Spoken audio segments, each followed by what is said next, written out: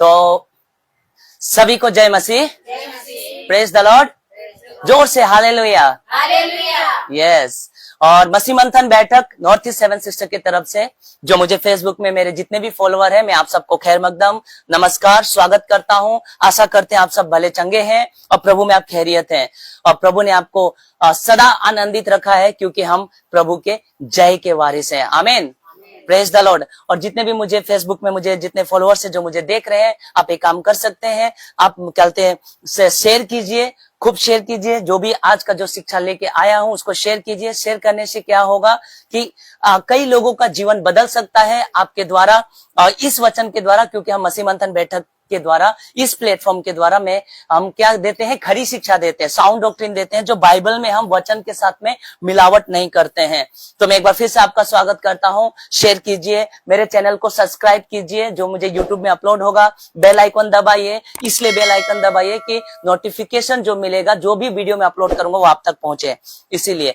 तो मैं एक बार फिर से आप सबको जय मसीह, सो जोरदार ताली राजाओं का राजा, प्रभु का प्रभु, यीशु राजे के लिए धन्यवाद।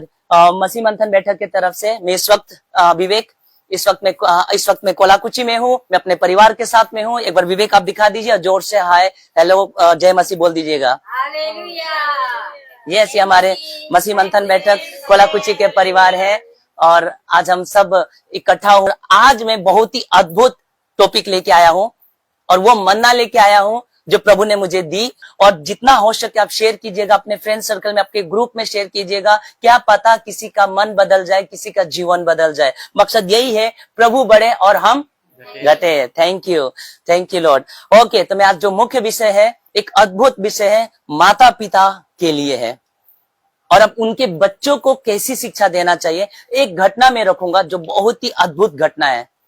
उस घटना से हम क्या सीख पाएंगे ये आपको पता चलेगा। और यही मेरा मकसद है कि हर एक प्रभु का कलाम जो है, खुदा का जो कलाम है, बाइबल के जो वचन है वो जीवित है और आपके हृदय को, गुदा गुदा को, अंग अंग को काटता है, दो धारी तलवार है। आमीन, प्रेज द लॉर्ड। और चलिए तो मैं शुरू करता हूं आज का विषय। वीडियो के माध्यम से जो फेसबुक में मुझे देख रहे हैं, और ये याद रखिएगा कि मेरा सिर्फ ये वीडियो सिर्फ और सिर्फ विश्वासियों के लिए है। अगर मेरा इस वीडियो से किसी को ठोकर लगता है तो कृपया करके मेरा यह वीडियो ना देखें। चलिए आगे बढ़ते हैं। तो कैसे, कमेंट में लिखते रहिएगा, शेयर कीजिएगा जितना हो सके। जो जो बातों को मैं रखूंगा आप अपना प्रतिक्रिया, कमेंट, हार्ट जो भी है आप देते रहिएगा। और याद रखिएगा कि शेयर करना इंपॉर्टेंट है। अगर आप शेयर ना करें तो फिर कैसे लोगों तक ये बातें पहुंच पाएगा। इस आज का जो विषय है क्या है, एक साथ पढ़ दीजिए। एली के बच्चे थे लुच्चे।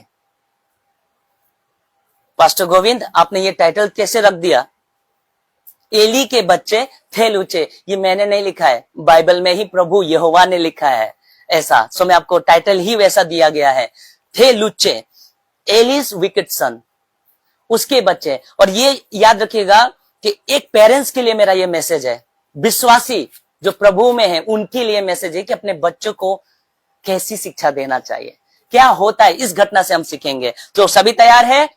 अगर आप फेसबुक में जो मुझे देख रहे हैं, अगर आप तैयार है तो मैसेज कर दीजिए। मेरा साउंड एकदम क्लियर है तो भी आप मैसेज कर दीजिएगा, बता दीजिए कि साउंड ओके है, ठीक है। और विवेक कमेंट देखते रहिएगा, ठीक है। Okay, thank you. तो चलिए शुरू करते हैं, समय को जाया नहीं करेंगे। सो विषय क्या है, एली के बच्चे थे लुच्चे। मैं इस घटना से बहुत कुछ सिखा जाऊंगा। प्रभु ने जो, क्योंकि मैं नहीं हूं, बोलने वाला प्रभु है। तो चलिए आगे चलते हैं। तो याद रखिए कि उसके बच्चे इतने निकम्मे थे। फोटो देख सकते हैं, दिख रहा है ना वहां पे, जूम करके रखना, हाँ ठीक है।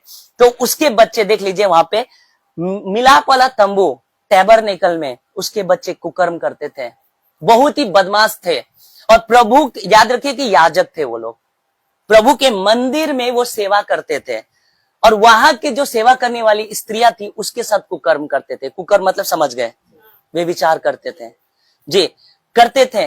और ये कंप्लेन इसके हारून क्या नाम है, एली के पास जाता है। एली महायाजक, एली कौन है, महायाजक, याद रखिएगा एली महायाजक है। और उसी के बेटे, एक तरह से आज के डेट में क्या कह सकते हैं, पास्टर के बच्चे, रेवरेंस के बच्चे, विश्वासी के बच्चे, ऐसा कहा जा सकता है। और वो क्या कर रहे हैं, लुचपन कर रहे हैं। तो आइए वचन रखते हैं। एली तो पहला शमूएल 2:22, पहला शमूएल 2:22 जी। सब ठीक है विवेक जी। पहला शमूएल 2:22 क्या लिखा है? एली तो बुढ़ा हो गया था। जो महायाजक है एली किस गोत्र से है? लेवी के गोत्र से है। ठीक है, एली तो अति बुढ़ा हो गया और उसने सुना उसका कॉम्प्लेन गया उनके बच्चों का। ध्यान से सुनिएगा, उसने सुना कि उसके पुत्र, किसके? एली के पुत्र सारे इजरायलियों से कैसा कैसा व्यवहार करते थे। जो चढ़ावा आता था मंदिर में होम बलि के लिए, मेल बलि के लिए और पाप बलि के लिए, वो चढ़ावा को जैसा चढ़ाना चाहिए था वैसा नहीं चढ़ाते थे, मन चाहा मीट ले लेते थे। वो तो करते ही करते थे, प्रभु के साथ वो गलत करते ही करते थे, होम बलि के साथ छेड़खानी करते ही करते थे, प्लस स्त्रियों के साथ कुकर्म करते थे उसी टेम्पल में। ताजुब, राइट? कैसा लग रहा है ब्रदर एंड सिस्टर? कमेंट में जरूर लिखिएगा, जरूर कमेंट करते रहिएगा क्योंकि आपका प्रतिक्रिया हमको मालूम होना चाहिए, और शेयर जरूर कीजिएगा, भूलना मत। ठीक है, तो मैं फिर से पढ़ देता हूं। एली तो अति बूढ़ा हो गया था, काफी उम्रदार हो चुका था, और उसने सुना कि उसके पुत्र सारे इजराइल से कैसा कैसा व्यवहार करते हैं। वरन क्या लिखा है? विवेक पढ़ दो। वरन मिलाप वाले तंबू के द्वार पर हाँ, सेवा करने वाली स्त्रियों के संग कुकर्म भी करते थे। बाप रे बाप, इतना हिम्मत! ये क्या करते थे कि इजराइल के साथ गलत व्यवहार तो करते ही करते थे, प्लस वरन मिलाप वाले तंबू के द्वार पर सेवा करने वाली स्त्रियों के संग कुकर्म भी करते थे बाय फोर्स। अब कुकर्म सबको पता है। इस शिक्षा से मैं क्या सिखाना चाहता हूं कि एक परमेश्वर के दास के बेटे बेटियां कैसे निकल गए। आगे मैं रीजन भी बताऊंगा इनका क्या होता है। परमेश्वर के साथ छेड़खानी, उनके मंदिर के साथ छेड़खानी करोगे तो परमेश्वर क्या करेगा, इसका नतीजा उनको लास्ट में मिलेगा। रखूंगा। आपको कैसा लग रहा है? आज भी 99.9% कलीसिया के जो बड़े बड़े दास के बेटे बेटियां हैं, या विश्वासी भी बोल सकते हैं, जरूरी नहीं है, उसके बेटे बेटियां भी संसारिकता कलीसिया में बेविचार चल रहा है। बेविचार के कलीसिया के लड़कियों के साथ में, या इवन शादीशुदा होकर किसी और के साथ में भी इनका एक्स्ट्रा मैरिटल अफेयर होता है। ये मैं नहीं कह रहा हूं, वाकई ऐसा हुआ भी है। और नया नियम में 1 कुरिन्थियों 5:1 में लिखा है। 1 कुरिन्थियों 5:1 पढ़िए। यहाँ तक सुनने में आता है, रुकिएगा, यहाँ तक सुनने में आता है कि तुम में बेविचार होता तुम है। में बेविचार होता है। कलीसिया, कुरिन्थियों की कलीसिया, और आज तो जितने भी कलीसिया में होता है, मैंने देखा है और सबको पता है सत्य क्या है। तो तुम में सुनने में आता है, यहां भी सुनने में आता है, पौलुस को भी सुनने में आता है जी। वरन ऐसा बेविचार जो अन्य जातियों में भी नहीं राइट। होता। आज कलीसिया इतना बेविचार कर रहा है, कलीसिया के लोग, कि वरन अन्य जाति भी नहीं करते। मैंने सुना है कि कई पास्टर्स जो है प्रभु के दास जो पुलपीट में सेवा करते हैं, उनके 2-2 पत्नियां हैं, एक पत्नियां है, ऑल एक्स्ट्रा मतलब किसी के साथ। ये सारे सुनने में आता है। क्या ये प्रभु की मिलाप वाला तंबू का सेवा है? परमेश्वर अति पवित्र है जी। आगे लिखिए, सुनने में आता है जी। एक मनुष्य हाँ, अपने पिता की पत्नी को रखता है। आप सोइए, सुन के सोच के देखिए, एक मनुष्य अपने पिता की पत्नी को रखता है। ये बाइबल में लिखा हुआ है। ये कलीसिया नए नियम में ऐसा घटना हुआ है। तो सोचिए बेविचार कितना डेंजर है जी। ये कलीसिया का जो शिक्षा है, सोचिए क्यों। कारण क्या है कि कलीसिया में अगर पवित्रता नहीं है और परमेश्वर का भय नहीं है तो वो संसारिकता होगा ही होगा। सुनने में आता है कि तुम में बेविचार होता है, और वरन ऐसा बेविचार होता है कि अन्य जातियों में नहीं होता है। आज अन्य जातियों में मसीहतों का नाम क्यों खराब है? यही वजह है। तुम भी दारू पीते हैं, हम भी बेविचार करते हैं, तुम भी बेविचार करते हो, तुम भी भाग के शादी करते हो, हम भी भाग के शादी करते हैं। ये, और याद रखिए हम कौन है? परमेश्वर का मंदिर है। अपने मंदिर को तो पवित्र रखना ही होगा एनी हाउ।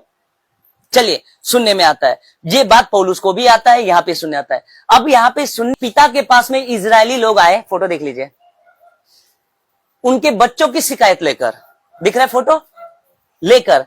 अब ये सारे बात पता चल गया कि ये ऐसा हो रहा है, उनके बेटे स्त्रियों के साथ कुकर्म कर रहे हैं। तो एक पिता का क्या काम है? जी, मैं फेसबुक वालों जितने भी मुझे देखते मेरे फॉलोअर्स हैं, आपसे भी पूछना चाहता हूं कि एक बाप का कर्तव्य क्या है अगर वो प्रभु के मंदिर में सेवा कर रहा है तो, और उसके बच्चे भी, एक बाप का कर्तव्य क्या है अगर उसके बच्चों का कंप्लेन मिल रहा है कि वो स्त्रियों के साथ में कुकर्म कर रहा है, चर्च में वो संसारिक हो चुके हैं, तो उसका बाप मतलब एक बाप का कर्तव्य क्या है अपने बच्चों के प्रति।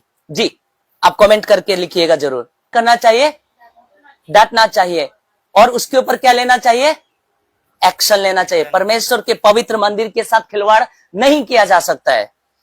वो जीवित परमेश्वर है, आग के साथ हम अपने बच्चों को खेलने नहीं दे सकते हैं। ये करना चाहिए। लेकिन आगे देखते हैं आगे। सुना, दिख रहा है ना, ऐसा लग रहा है वो डांट रहा है, यस वो बोलता है, लेकिन देखिएगा ऐसा, ये पूरा देख लीजिए, उसके बच्चों को सुना, उसने अपने बच्चों को समझाया है, डांटा नहीं है, याद रखिएगा, मैं रखूंगा, देख लीजिए। आइए पढ़ते हैं पहला शमूएल 2 का 23 और 24। जी, द बुक ऑफ फर्स्ट शमूएल चैप्टर 2 वर्स 23 एंड 24 पढ़ेंगे। जी, 23 एंड 24 पढ़ेंगे। जी, सब ठीक है विवेक? ओके जी, तो पढ़ते हैं। जब ये बात हुआ, ध्यान से सुनिएगा, सुना, कंप्लेन आया, अब देखिए इसने क्या कहा, हमारे महायाजक जी ने पुराने नियम में, पहला शमूएल 2 का 23 और 24 क्या कहा? तब उसने उनसे कहा, अपने बेटों से, तुम ऐसे ऐसे काम क्यों करते हो? ठीक है, ध्यान से सुनिएगा, तुम ऐसे ऐसे काम क्यों करते हो? मैं इन सब लोगों से तुम्हारे कुकर्मों की चर्चा सुना करता हूं। बस बोल दिया। कैसे बोला होगा? सुना करता हूं, आके बोल दिया, बेटा हाँ तू ऐसे ऐसे काम क्यों करते हो? वाह, इतना प्रेम से। आपको लगता है यहाँ पे डांट रहा है ना, एक्चुअली इसका डांटना थोड़ा अलग टाइप का है। ये फंसा है अपने बच्चों के मोह माया में। देख लीजिएगा, मैं दिखाऊंगा जरूर, देखिएगा। तुम ऐसे ऐसे काम क्यों करते हो? मैं इन सब लोगों से तुम्हारे कुकर्मों का चर्चा सुना करता हूं। कब से? तब से सुन रहा है। याद रखिएगा, अगर आप अपने बच्चों की, अगर विश्वासी बच्चे हैं, बपतिस्म लिए हुए हैं, और उसकी गलतियां आपको सुन रहे हैं, तो करना क्या चाहिए? मैं बताऊंगा करना क्या चाहिए। इसकी जैसा तो बिल्कुल नहीं करना चाहिए, एली के जैसा तो बिल्कुल नहीं करना चाहिए। आपको लगता है कि वहां डांट रहा है, देखने में लगता है, पर देखिए प्रभु के दृष्टि में क्या है, आगे रखूंगा। आइए, और फिर क्या कहता है, हे मेरे बेटो, वाह बड़ा टोन अच्छा है, हे मेरे बेटो, ये है टोन को पकड़ना है। हे मेरे बेटो ऐसा ना करो। देखिए तो, अगर हे मेरे बेटो ऐसा ना करो, क्योंकि जो समाचार मेरे सुनने में आता है, मतलब एक दिन से नहीं आ रहा है, कई दिनों से आ रहा है, तब तक तो उसको एक्शन ले लेना चाहिए था, पर ये एक्शन लेता नहीं है। ध्यान से सुनिएगा, क्योंकि जो समाचार मेरे सुनने में आता है वो अच्छा नहीं है। ठीक है, चेतावनी दिया है, लेकिन प्यार से दिया है। कहीं कहीं प्यार काम नहीं आता है। कोई कहते हैं ना कि प्यार अनेक पापों को ढाक देता है। ये कॉन्टेक्स्ट गलत है। मनुष्य का प्रेम कभी भी किसी के पाप को ढाक नहीं सकता। जहां वचन में लिखा हुआ है कि यीशु का प्रेम अनेक पापों को ढाकता है, कॉन्टेक्स्ट ये है। मैं किसी का पाप, जया का पाप में ढाक सकता हूं, क्योंकि मैं खुद पाप के साथ पैदा हुआ हूं, मैं कैसे ढाक सकता हूं? लेकिन जो वचन में लिखा हुआ है कि यीशु का प्रेम अनेक पापों को ढाकता है, उसको लेके चर्च में क्या सिखाते हैं? अरे भाग के आ गया है ना, कोई बात नहीं, हम प्रेम करेंगे उसको बुलाओ। ऐसे 90% बैप्टिस्ट चर्च में, क्या कहते हैं, रिवाइवल चर्च में, ऐसे चर्चों में कई बार 90% तो प्रथा बन गई है भाग के शादी करने का, एक तरह का ट्रेडिशनल हो गया है। ओके, भाग के आए, चर्च में आए, माफी मांग लिए कि हाँ हमको माफ कर दीजिए, हमको गलती हो। अरे भाई, तुमने जानबूझ के ये काम किया है, विश्वासी होकर। उसके बाद चर्च में हाँ चलो प्रभु ने प्रेम किया है, हम तुमको माफ कर देंगे, 15 दिन तुम माफी पश्चाताप करो। कैसे जानू कि उसने पश्चाताप किया है? मुझे ये बताइए, कैसे जानू? अगर मैं उसको अलाउड करता है तो उसको देख के जो जितने यूथ है, ओ ये सिस्टम है, तो मैं भी एक अन्य जाति के साथ भागूंगा, फिर आके माफी मांग लूंगा। इस तरह से चर्च बर्बाद हो जाएगा। परमेश्वर का भय नाम का चीज नहीं रहेगा। राइट, सही बोल रहा हूं मैं? आपको कैसा लग रहा है फेसबुक में? अगर मैं सही बोल रहा हूं तो जरूर कमेंट कीजिएगा, अगर गलत बोल रहा हूं तो उसी वक्त फेसबुक से हट जाइएगा। जी, इसी वजह से 99% कलीसिया बिगड़ गई है, बेविचार खुलेआम चल रहा है। अब देखिए ये क्या कहता है, हे मेरे बेटो ऐसा ना करो, क्योंकि जो समाचार मेरे सुनने में आता है वो अच्छा नहीं। तुम यहोवा की प्रजा से अपराध करते हो। कह दिया, ठीक है पाप कर रहे हो तुम, परमेश्वर की प्रजा से। ऐसा लगता है कि वो सच में बहुत बढ़िया से डांट रहा है, तबियत से, लेकिन ऐसा नहीं है, सत्य ऐसा नहीं है। ये प्रेम से डांट रहा है, मोह माया में फंसा हुआ है। आइए आगे देखते हैं। फिर और एक बात कहता है, और एक बात कहता है अपने बेटों को, जो अच्छा है, जो अच्छा है, सुनिएगा, एक बात कहता है जो कि अच्छा है, लेकिन इसका टोन परमेश्वर, बोलते हैं ना, आपके मन को परमेश्वर जानता है। लोगों के सामने आप कैसे हो, कैसे अपने बच्चों को व्यवहार कर रहे हो, लेकिन परमेश्वर जानता है कि कैसे अपने बच्चों के साथ व्यवहार करना चाहिए। हम इतना स्ट्रिक्ट क्यों हैं? इसलिए कि स्ट्रिक्ट इसलिए है कि हम नहीं चाहते कि हमारे बच्चे नरक चले जाए। उसको, उससे प्रेम करते इसलिए स्ट्रिक्ट है। अगर नफरत करते ना उससे, नरक अगर बिल्कुल नहीं चलेगा। ओके, पहला शमूएल 2:25। आइए, कैसा लग रहा है फेसबुक में? आप कमेंट कीजिएगा, जितना हो सके शेयर कीजिएगा, ताकि ये खरी शिक्षा लोगों तक पहुंचे, मसीह मंथन बैठक के प्लेटफॉर्म के द्वारा। यदि एक मनुष्य दूसरे मनुष्य का अपराध करे, ये ठीक है, ये स्टेटमेंट ठीक है। अगर मैं आपके विरोध में अपराध करता हूं ना, तो चलेगा, आप माफ करो या ना करो, मुझे फर्क नहीं पड़ता है। लेकिन तब तो परमेश्वर उसका न्याय करेगा, एक ना एक दिन तो करेगा, हाँ करेगा। लेकिन परंतु यदि कोई मनुष्य यहोवा के विरुद्ध पाप करे, अब बताइए उसके लिए कौन विनती करेगा? कैसा लग रहा है? दम है वचन में? एक साथ बोलिए हाँ। और आप जो देख रहे हैं कैसा लग रहा है? जरूर बोलिएगा। अगर आप एक दूसरे के बीच में अपराध पाप गलती हो गया या विरोध हो गया, क्षमा नहीं कर पाए, ठीक है, परमेश्वर तो आपका न्याय लेगा ही लेगा, ठीक है, लेगा। लेकिन अगर आप परमेश्वर के विरोध में पाप कर बैठे, तो आपके लिए ना मेरा विनती भी काम नहीं आएगा। हाँ जी, याद रखिएगा, अगर कंटिन्यू आप परमेश्वर के विरोध में जा रहे हो तो नहीं आएगा काम, यहां साफ लिखा हुआ है। परंतु यदि कोई मनुष्य अपने बच्चों को ही कह रहा है परमेश्वर यहोवा के विरुद्ध पाप करें, तो उसके लिए कौन विनती करेगा? तो भी उन्होंने अपने पिता की बात ना मानी। ढीठ बच्चे। आज कई पास्टर के बच्चे ऐसे ही पड़े हुए हैं, मैंने देखा है, और इस बात का तो खुद मैं सबूत हूं, गवाह हूं, साक्षी हूं मैं।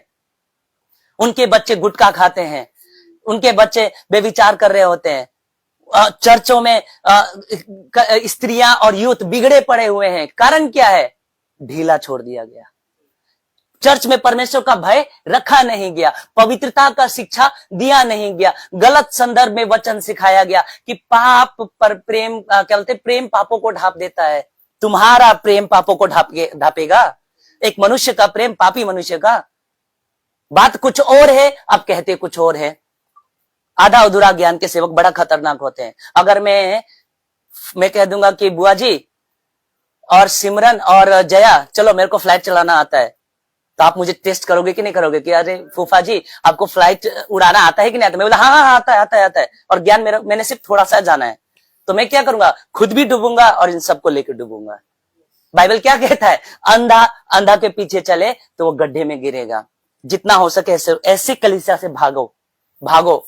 आइए, तो यहां साफ लिख दिया गया है कि अगर आप परमेश्वर मनुष्य के विरुद्ध में अपराध करते हो तो ठीक है, परमेश्वर तुम्हारा न्याय करेगा। परंतु यदि कोई मनुष्य यहोवा के विरुद्ध पाप करे, तो उसके लिए कौन विनती करेगा? तो भी उन्होंने अपने पिता की बात ना मानी। और क्यों ना मानी? और याद रखिएगा, बार बार अगर आप एक ही पाप दोहराते हो ना, तो प्रभु भी एक दुष्ट आत्मा भेज देता है ताकि वो मन कठोर हो जाए। फिरौन याद है ना?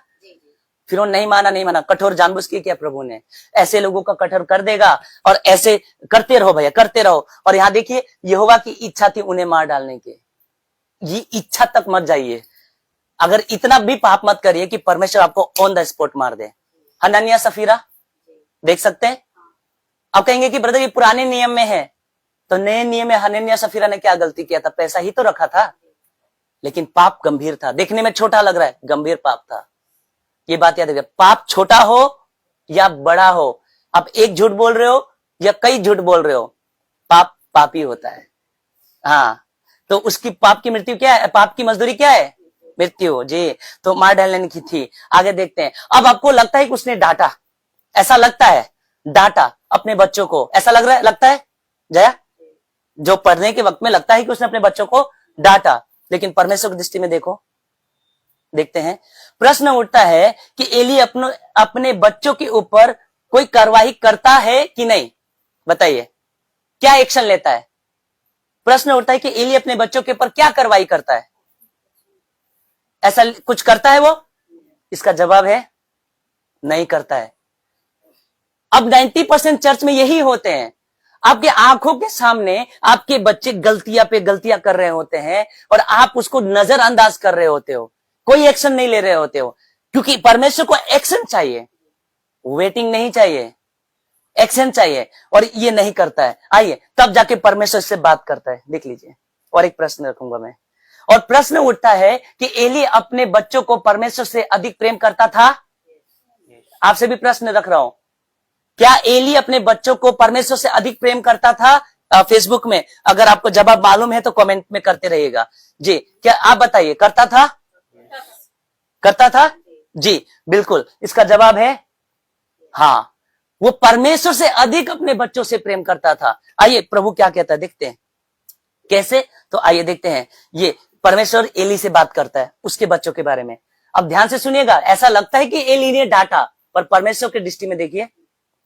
आइए पढ़ देते हैं, पहला शमूएल। आप बने रहिएगा, बहुत ही इंटरेस्टिंग है, बहुत ही इंटरेस्टिंग है और बहुत ही सीखने लायक है। आज कई माँ बाप के आंखें खुलने वाली है कि अपने बच्चों को कैसे सिखाना चाहिए। पहला शमूएल 2:29 में, इसलिए मेरे मेल बलि और अन्न बलि को जिन्हें मैंने अपने धाम में चढ़ाने की आज्ञा दी थी तेरे बच्चों को, उन्हें तुम लोग क्यों पांव तले रोनते हो? लो, परमेश्वर को आना पड़ा।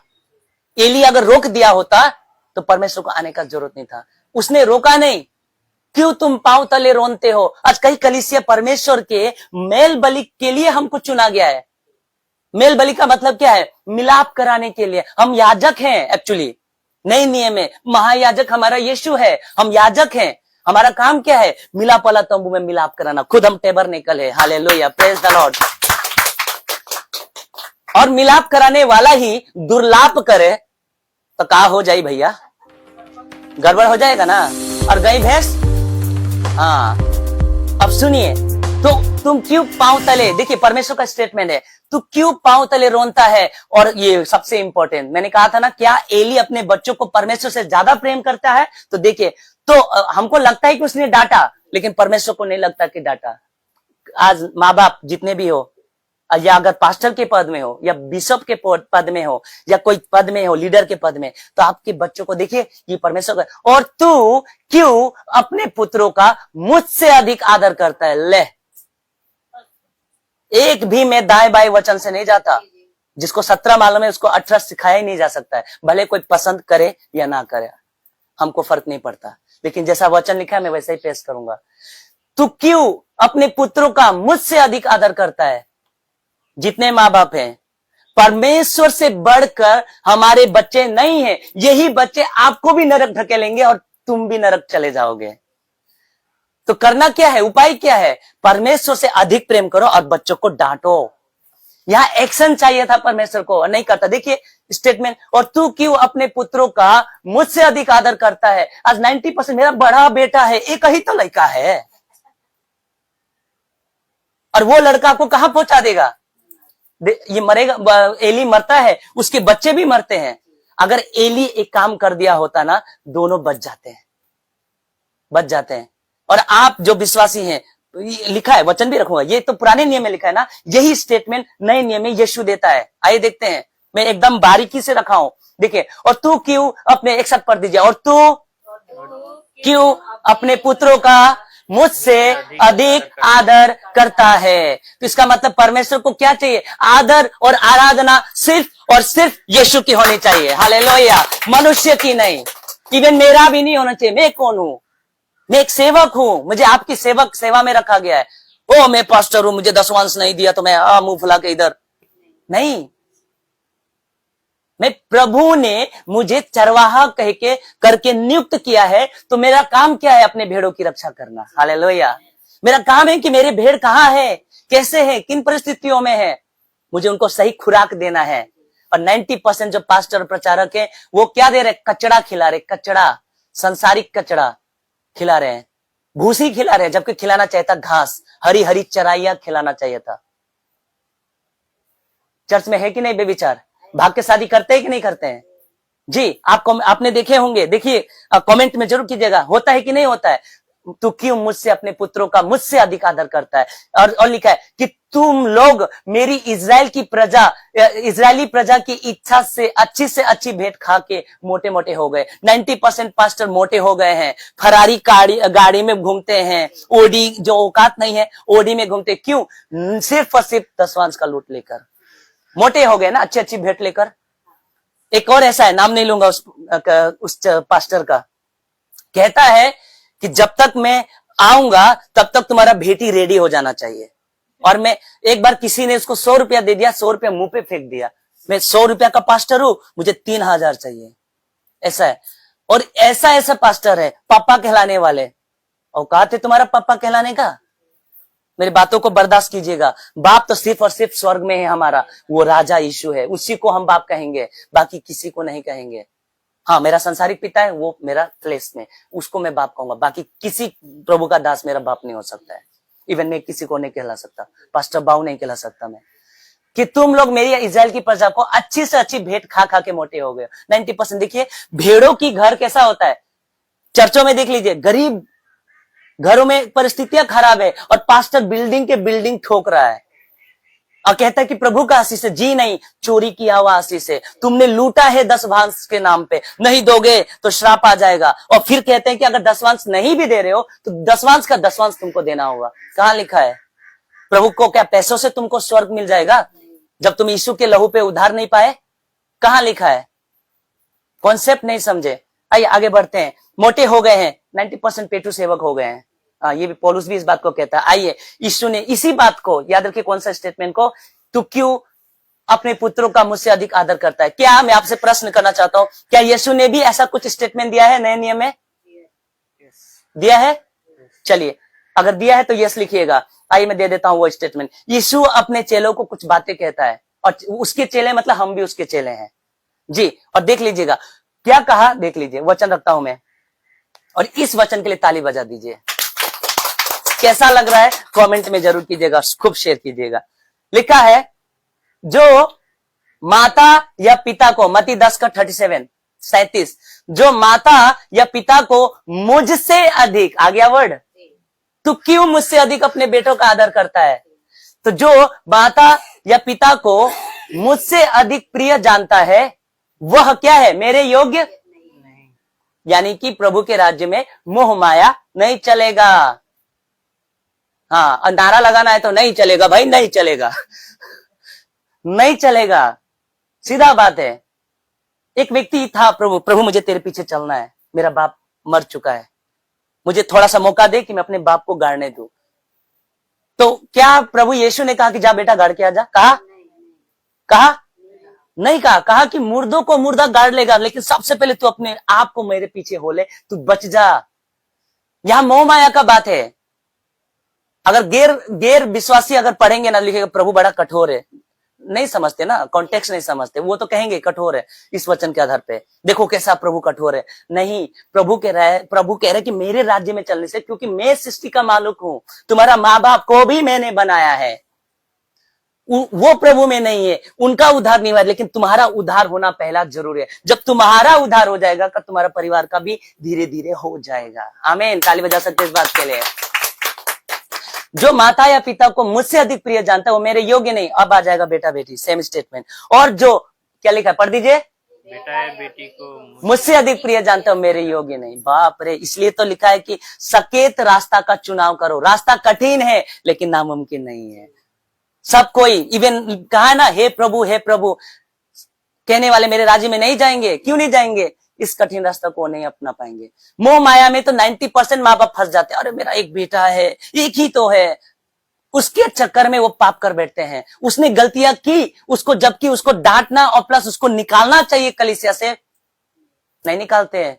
प्रभु ने अब वचन कोट करेंगे अपने आप को मन से, और ऐसा वचन मिल जाए जिसको हम रख के पाप से बचे। भाई तुम्हारा वचन से नहीं चलेगा, कोट करेंगे खुद।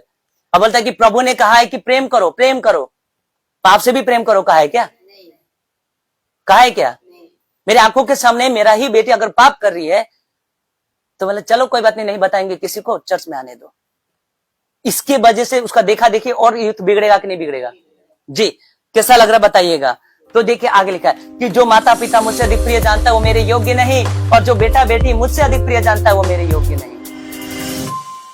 आमीन जी। कैसा लग रहा है? फेसबुक में आप मुझे देख रहे हैं तो जरूर शेयर कीजिए और कमेंट कीजिए। आइए आगे बढ़ते हैं। तो उसके बाद देखिए इसने क्या किया। पहला शमूएल 2 का 34 पद। पहला शमूएल 2 का 34 पद। और मेरी इस बात का चिन्ह, अब परमेश्वर उससे बात करते करते, मैंने सब वचन नहीं रखा है, लंबा हो जाएगा वीडियो, तो करते करते अब प्रभु उनके बेटे को और उसके परिवार को श्राप देता है। अब श्रापित हो गए, मोह माया के चक्कर में क्या हो गया, ये श्रापित हो गया। और चिन्ह प्रभु ने बताया कि सुनो, और मेरी इस बात का चिन्ह वह विपत्ति होगी जो तुम पर बीतेगी। भयंकर ले लिया ना उसने अपने पर। इसलिए अपने बच्चों से, अगर आपके बच्चे प्रभु में नहीं है और आपके कलीसिया में अगर यूथ प्रभु में नहीं है, तुरंत जितना हो सके जल्दी एक्शन करो, लेट मत करो। कहीं ऐसा ना हो कि उसके चक्कर में वो तो नरक जाएंगे, तुम भी नरक चले जाओगे, दोषी ठहरा जाओगे, क्योंकि तुम पाप की भागी हो गए। आइए आगे रखूंगा मैं। तो और मेरी इस बात का चिन्ह वो विपत्ति होगी जो होपनी, दोनों बेटे का नाम होपनी और पिनहास नामक तेरे दोनों पुत्र पे पड़ेगी। देखो प्रभु ने दे दिया श्राप, अर्थात वे दोनों के दोनों एक ही दिन मर जाएंगे।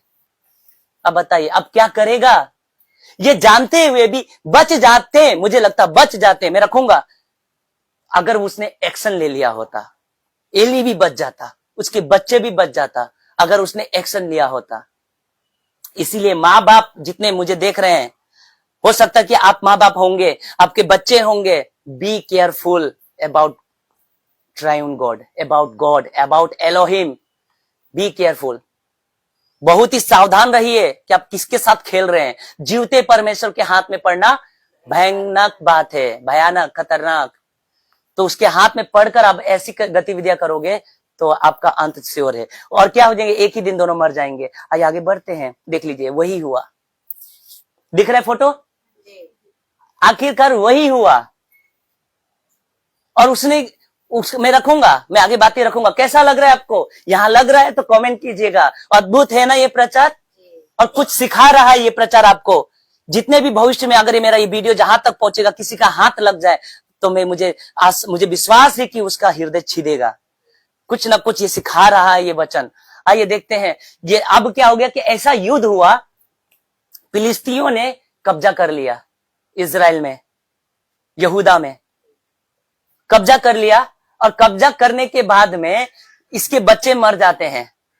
ठीक है, मैं पूरा स्टोरी नहीं रखा, पढ़ लीजिएगा।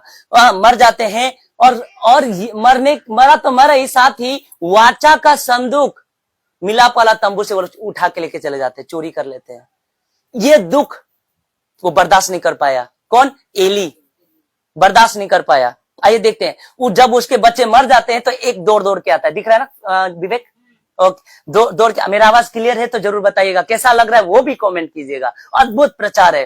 और वो दौड़ के आता है, एली को समाचार देता है कि तेरे दोनों बच्चे देखो मर गए एक ही दिन में। परमेश्वर जो कहता है वो करता है, वो झूठा नहीं है। जब तक आपके पास जीवित है, समय है, लेकिन ऐसा भी दुखी मत करो परमेश्वर को कि आपको समय भी ना मिले। ऐसा भी दुखी मत करो। आइए देखते हैं आगे। पहला शमूएल 4 का 17 पद, आगे का वचन पढ़ लीजिएगा। 15, 16, 14 पढ़ लीजिएगा, क्योंकि सब नहीं रखा मैंने। ओके, उस समाचार देने वाले ने, ये दौड़ कर आया, ये व्यक्ति ये दौड़ और समाचार देने आया। अब देखिए, उस समाचार देने वाले ने उत्तर दिया, इजरायली फिलिस्तियों के सामने से भाग गए। क्यों? क्योंकि इनके पाप के वजह से वो जीत जाते, लेकिन इनके पाप के वजह से वो हार गए। इजरायली फिलिस्तियों से भागना पड़ा इनको। इजरायली फिलिस्तियों के सामने से भाग गए और लोगों का बड़ा भयानक संहार भी हुआ, कई लोग मारे गए। ठीक है, और तेरे दोनों पुत्र होपनी और पिनास भी मारे गए, और परमेश्वर का संदूक भी छीन लिया गया। अब परमेश्वर का संदूक नहीं होगा मिलाप वाला तंबू में, तो परमेश्वर यानी कि इजराइल से रूठ गया है ही नहीं। इजराइल का सेवा करना ही बेकार। कई कलीसिया ऐसा है जिन कलीसिया में पाप घुसा पड़ा है, वो पाप को इजाजत देते ये कहकर कि प्रभु ने प्रेम किया है, प्रभु ने सबको माफ किया। जी, सबको नहीं माफ किया है। जो उसको विश्वास करते हैं, वचन में चलते, उसको माफ किया है, सबको नहीं किया है। परमेश्वर ने जगत से प्रेम किया है।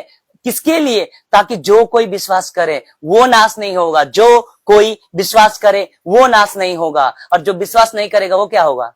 नाश होगा। सबके लिए नहीं है, सबको प्रेम नहीं किया है प्रभु ने। प्रेम किया है उसी से जो उसके बहाए हुए लहू पे और उसके वचन पे चलता है, उसको सजा नहीं मिलेगी। लेकिन जो आकर प्रभु में आकर और प्रभु की इच्छा के अनुसार नहीं चल रहा है, वो तो उसका लुटिया डूब गया भैया, डूब गई भैंस पानी में, डूब गई। ओके, उस समाचार देने वाले ने उत्तर दिया, इजरायली फिलिस्तिया के सामने भाग गए और साथ में तेरे दोनों बच्चे मर गए। एक ही दिन में पिनास और होपनी और परमेश्वर की संदूक भी छीन लिया गया। ये बात सुनते ही फोटो देख लीजिए, एली गिर पड़ता है कुर्सी से। बच्चे मर गए उतना दुख नहीं था उसको, लेकिन ज्यादा हार्ट अटैक या दुख आ गया उसको, वाचा का संदूक छीन लिया गया। क्योंकि अब इजराइल का वो महायाजक था और वाचा का संदूक में परमेश्वर, जीवित परमेश्वर रहता है, और वो ही नहीं रहेगा तो इजराइल बिना चरवाहे के भेड़ होंगे। और आज 90% कलीसिया में जो मैं कहना चाह रहा हूं कि जिनमें बेविचार है खुलेआम अलाउड कर रहे हैं, उसमें परमेश्वर नहीं है और ना ही परमेश्वर का आत्मा है। वैसी कलीसिया में बेकार की सेवा आप कर रहे हो। ये सुनते ही 1 शमूएल 4:18, जे हुई उसने परमेश्वर का संदूक का नाम लिया, अपने बच्चों का नहीं, दुख नहीं हुआ उसको पता था कि परमेश्वर ने न्याय कर दिया है। लेकिन सबसे ज्यादा उसको दुख हुआ कि जो ही उसने परमेश्वर के संदूक का नाम लिया, त्यों ही एली फाटक के पास कुर्सी से पछाड़ खाकर गिर गया, पछाड़ खा के गिर पड़ा, और बुढ़ा और भारी होने के कारण उसकी गर्दन टूट गई। अब गर्दन टूट गई तो वो ऑन द स्पॉट मर गया। ये अब बताइए, दोनों की मृत्यु हुई ना, एक साथ उसकी हुई, उसी दिन उसके बाप की भी हो गई। कारण क्या था? मोहमाया। देख लीजिए, मैं एक नया इमेज दे रहा हूं आपको। कारण क्या था? मोहमाया। अगर वो एक्शन ले लिया होता तो ना वो खुद मरता और ना उसके बच्चे, वो इज्जत के साथ बुढ़ापे में मर जाता, लेकिन वो समय से पहले उसको मरना पड़ा। तो आप कैसे चाहते हो कि आप अपने बच्चों से प्रेम करके, संसारिक प्रेम करके, चर्च में पाप को अलाउड करके नरक में मरना चाहते हो, या बच्चों को सजा देकर अपने बच्चों को भी बचाओगे और अपने आप को भी? सबसे इंपॉर्टेंट है, अपने आप को बचाइए। Hallelujah, praise the Lord. अपने आप को बचाइए। कैसा लग रहा है यहाँ पे जी? इंपॉर्टेंट है, कहीं ऐसा ना हो कि मोह माया के चक्कर में मैं भी नरक चला गया। और परमेश्वर, आपको लगता है कि प्रेम करना चाहिए, परमेश्वर को कहता, ऊपर से कहता है, बेटा तेरा प्रेम खतरनाक है, तू अपने बच्चों से प्रेम नहीं करता है, तू नफरत करता है, ताकि उसकी पाप में तू सहभागी है। आमीन। कैसा लग रहा है? अच्छा लग रहा है तो कमेंट जरूर कीजिएगा और शेयर करते रहिएगा। और ये क्या देखिए, और बुढ़ा और भारी होने के कारण उसकी गर्दन टूट गई और वो मर गया। बुरा अंत, मर गया। उसने तो इजराइल का न्याय 40 वर्ष तक किया था, न्यायी था, महायाजक के पद में था, लेकिन ऐसा अंत हो गया उसके, और श्रापित हो गया पूरा जिंदगी। आने वाला खानदान श्रापित हो गया। कहा कि जवानी में ही तेरे सारे बच्चे, आने वाली पीढ़ी मरेंगे, लाइफ टाइम। तो ऐसा एक गलती मत कीजिए कि पूरी जिंदगी अनंत काल के नरक में जाना पड़ जाए। माँ बाप वाले ध्यान से सुनिएगा, आज लगेगा आपको। और देखिए यहाँ पे कुछ फोटो देख रहा है ना, दोनों बच्चे मर गए, उसी दिन ये भी मर गया। ये अच्छा मौत है? नहीं जी, मैं भी प्रश्न करना चाहता हूं, क्या ये अच्छा मौत है? इज्जत के साथ मरे तो इज्जत के साथ प्रभु में सो जाइए ना, वचन का पालन करके। क्या दिक्कत है जी? आगे बढ़ते हैं, आइए देखते हैं। एली और उसके दोनों बच्चे श्राप से बच जाते हैं अगर एली अपने दोनों बच्चों को मिलाप वाले तंबू में सेवा करने से रोक दिया होता। ये मेन प्रॉब्लम था। जब उसको पता चल गया कि चर्च में वो बेविचार कर रहे हैं और इजरायलियों के साथ गलत व्यवहार कर रहे हैं, वो भी प्रभु के प्रजा के साथ में, तो उसका काम क्या था कि तुरंत उसको चर्च से निकाल देना चाहिए था। तब परमेश्वर बोलता, शाबाश, तू है मेरा बेटा, तूने अच्छा काम किया है, ताकि इजरायलियों को भी पता चल जाए कि एली अपने बच्चों से ज्यादा परमेश्वर को प्रेम करता है। देखो उसने अपने बच्चों को साथ क्या किया। ये एक उदाहरण है। यही तो आजकल के 90% प्रचारक, पास्टर, एवेंजलिस्ट जितने भी है प्रभु के लोग नहीं कर रहे हैं, उदाहरण खराब कर रहे हैं। चर्च में बोला, अरे उसने उसका बेटी भागा था फलाना का, तो मिला लिया चर्च में, और हम भी मिला लेंगे। मेरे को भी मिलाओ, और नहीं मिलाएंगे और उसके ऊपर अगर दूसरा बात बोलेगा तो बोलेगा क्यों, तुम्हारा बेटी तो भागा था ना। चर्च में पाप एंट्री कर रहा है, पाप पे पाप एंट्री कर रहा है। यही कारण है कि कहते वो सारे कलीसिया नरक जा रहे हैं और वो जंगली कलीसिया में तब्दील हो गए। अच्छे बीज बोया गया था लेकिन जंगली बीज बन गए, यही कारण है। और यही है कि एली और उसके दोनों बच्चे बच जाते हैं अगर एली अपने दोनों बच्चों को मिलाप वाले तंबू में सेवा करने से रोक दिया होता या उन्हें हमेशा के लिए निकाल दिया होता, तब पक्का बच जाते हैं। यही बात आइए पहला, ये कहां पे लिखा है, ये वचन पढ़िएगा, पहला शमूएल 2:29। वो नहीं निकालता है ना। प्रभु क्या कहते हैं, तू क्यों मुझसे अधिक अपने बच्चों को आदर करता है। इसी कारण आदर करो बच्चों का, खूब करो। मेरा बच्चा है, एक बच्चा है, मेरा बेटी है, एक ही बेटी है, करो करो करो, जितना करना है करो और नरक में जाके मर जाओ। हाँ, मेरे बातें तो कड़वा लग रहा होगा। अरे गोविंद ब्रदर, आपके मुंह से कभी मिठास ही नहीं निकलता। यही मिठास है भैया, यही रसगुल्ला है। हजम करना है तो करो, यही मेरा रसगुल्ला है। ये वचन मिठास उनके लिए है जो वचन के साथ चलते हैं, कड़वा उनके लिए है जो संसारिक है। आमीन जी। इसको पढ़ लीजिएगा, वहां पे आगे बढ़ते हैं। अब देखिए, यही बात पौलुस कलीसिया के लिए भी कहता है। ताली बजा दीजिए इस बात के लिए। क्या नए नियम में लिखा है निकाल दो? जी, पौलुस कहता है, लेकिन आजकल नहीं निकालते हैं। निकाल देंगे तो परमेश्वर का भय रहेगा कलीसिया में। आइए देखते हैं, और वचन ढूंढ ढांड के रख देते हैं।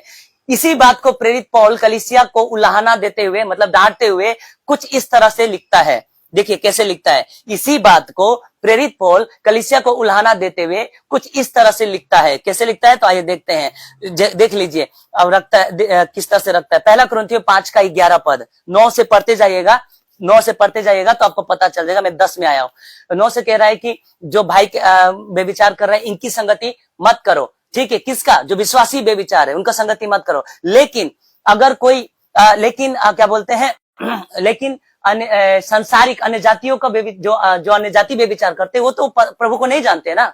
उनकी नहीं करो ऐसा नहीं बोला है अन्य जातियों को, क्योंकि उनको सुसमाचार सुनाना है, उनको बताना है। लेकिन विश्वासियों की संगति मत करो ऐसा लिखा हुआ है। देखो, पर मेरा कहना यह है कि यदि कोई भाई कहलाकर, क्रिश्चियन बिलीवर कहलाकर बेविचार सबसे पहला कैटेगरी में, या लोभी पास्टर जो पैसों की लोभी हैं, लोभी या मूर्ति पूजक यानी कि क्रूस की, या जो भी चर्च किसी के अभी जो फेस्टिवल है उसमें जाएंगे। कई विश्वासी चले जाते हैं, मेले में चले जाएंगे। कई विश्वासी मतलब समझ जाइए मैं क्या कहना चाहता हूं, आइडल वर्शिप करेंगे।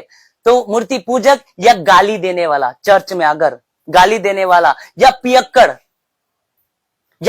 हो, या आपका बेटा पियक्कड़ हो, या कोई भी हो, अंधेर करने वाला हो, चर्च को गलत तरीका से सिखा रहा हो तो उसकी संगति मत करना। डायरेक्ट ये है स्टेटमेंट, क्लियर क्रिस्टल स्टेटमेंट। संगति मत करना, और संगति मत करो कहता है, साथ में कहता है कि ऐसे मनुष्य के साथ खाना भी मत खाओ। लो, इसका क्या करें भैया, इस वचन का क्या करें? नहीं गोविंद ब्रदर, थोड़ा सा मिलाओ ना, ट्विस्ट करो ना। कहां से ट्विस्ट करो, कहां से? ओ पौलुस कह रहा है खाना खा लो, ट्विस्ट करने का जगह ही नहीं दिया है। कहां ट्विस्ट करोगे? कि अंधेर करने वाला हो, कौन सा? भाई कहलाकर बेविचार, लोभी, मूर्ति पूजक, गाली देने वाला, पियक्कड़, अंधेर करने वाला हो तो उसकी संगति मत करो कहा है। विश्वासी का कह रहा है, अन्य जाति का नहीं। अन्य जाति प्रभु को नहीं जानते, तुमको उसको लाना है, उसकी संगति सुसमाचार के लिए करो, बिगड़ो मत। ये है ना। या तो गाली देने वाला या पियक्कड़ हो, तो अंधेर करने वाला हो, उसकी संगति मत करना, वरन ऐसे मनुष्य के साथ खाना भी मत करना। ये विश्वासी का बात हो रहा है। कैसा लग रहा है जी? आगे बढ़ते हैं। फिर उसी का पहला कुरिन्थियों 5:12-13 देखो। क्योंकि मुझे बाहर वालों का, अब बोलते हैं कि गोविंद ब्रदर हम न्यायिक चर्च का कैसे करेंगे? न्याय करने का अधिकार नहीं है। आइए, दूध का दूध और पानी का पानी करते हैं। पूरा का पूरा अधिकार है। बाहर वालों का हम न्याय नहीं कर सकते, अन्य जातियों का न्याय नहीं कर सकते, लेकिन चर्च का न्याय करने का पूरा ऑथोरिटी है। आइए दिखा देता हूं कहां लिखा है, तो देखिए आपके सामने है स्क्रीन में। क्योंकि मुझे बाहर वालों का न्याय करने से क्या काम? अन्य जाति का बात कर रहा है, उसका हम कैसे करें? ऑलरेडी उसका न्याय प्रभु ने कर दिया है। मरेगा तो नरक ही तो जाएगा, है ना, पाप में मर गया। क्या तुम भीतर वाले, अब भीतर वाले कौन है? अब बताइए, कलीसिया का बात हो रहा है। चर्च का बात हो रहा है। क्या तुम भीतर वाले का न्याय नहीं करते? ऐसा टोन है। अपना चर्च का तो न्याय करते नहीं है, चल जाते अन्य जातियों का न्याय करने। शर्म आना चाहिए तुमको। चर्च में इतने सारी गड़बड़ियां है, उसको तो ठीक नहीं करोगे और जाओगे अन्य जाति के समाज में बैठ। ऐसा पहले चर्च को तो ठीक करो।